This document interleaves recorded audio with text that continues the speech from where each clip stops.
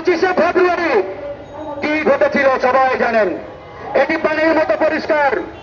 এটি উন্মোচনের জন্য Europe America থেকে বিশেষজ্ঞ আমদানি করার প্রয়োজন নেই। শুধুমাত্র দরকার সচেতনতা এবং নৈতিক জায়গা থেকে স্ট্রংনেস। এই সরকার যদি তাদের নৈতিক জায়গা থেকে এই ঘটনার পরিপূর্ণ একটি তদন্ত করার উদ্যোগ নেয়, আমি মনে করি আগামী 1 মাসের মধ্যে এই বিডিআর হত্যাকাণ্ডের পুঙ্খানুপুঙ্খ তদন্ত রিপোর্ট আমরা জনগণের সামনে উন্মোচন করতে পারব। 25শে ফেব্রুয়ারির সেই কালো রাত সবাই জানেন। কেন ভারত আমাদের সেনাবাহিনীর মেরুদণ্ড ভেঙে দিতে চাইল? ভারত জানে আমাদের বিডিআর ছিল আমাদের সীমান্তের টাইগার। এই বিডিআরকে বলা হতো আমাদের সীমান্তের বাঘ। এই সীমান্তের বাঘের সাথে 2008 সালের পূর্বে ইন্ডিয়া কোনদিন কোন লড়াই জিততে পারে নাই। 2003 সাল উত্তরাঞ্চলের সেই পাদুয়া নামক স্থানে আমাদের বিডিআর এর সাথে ভারতের বিএসএফ এর একটি রক্তক্ষয়ী লড়াই হল। সেই লড়াই আমাদের বিডিআর এর কয়েকজন জওয়ান যে বীরত্বের সাথে ভারতের বিএসএফ কে পরাজিত করেছিল সেটা আমাদের ইতিহাসে আদর্শনাথ করে লেখা রয়েছে।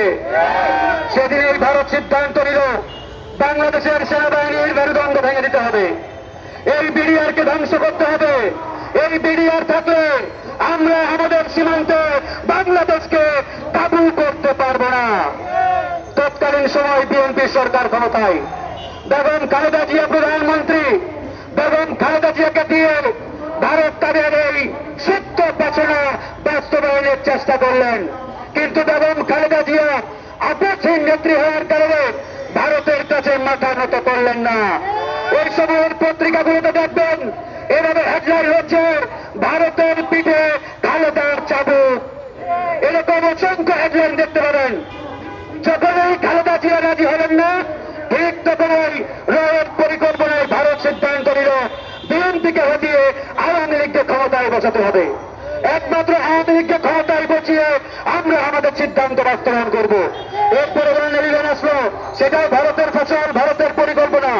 এরপর 2008 সালের 30শে ডিসেম্বর নির্বাচন হলো। সেই নির্বাচন পরিপূর্ণভাবে ভারতীয় ইঞ্জিনিয়ারিং এর মাধ্যমে হাসিনাকে ক্ষমতার চেয়ারে বসানো হলো। হাসিনা ক্ষমতায় বসলেন জানুয়ারি মাসে 2009 সাল। আর 25শে ফেব্রুয়ারি এরকম একটি নারকীয় হত্যাকাণ্ড ঘটলো। আপনাদেরকে প্রশ্ন করতে চাই, 1.5 মাসের মাথায় এরকম একটি নারকীয় হত্যাকাণ্ড পূর্ব পরিকল্পনা ছাড়া সম্ভব কিনা?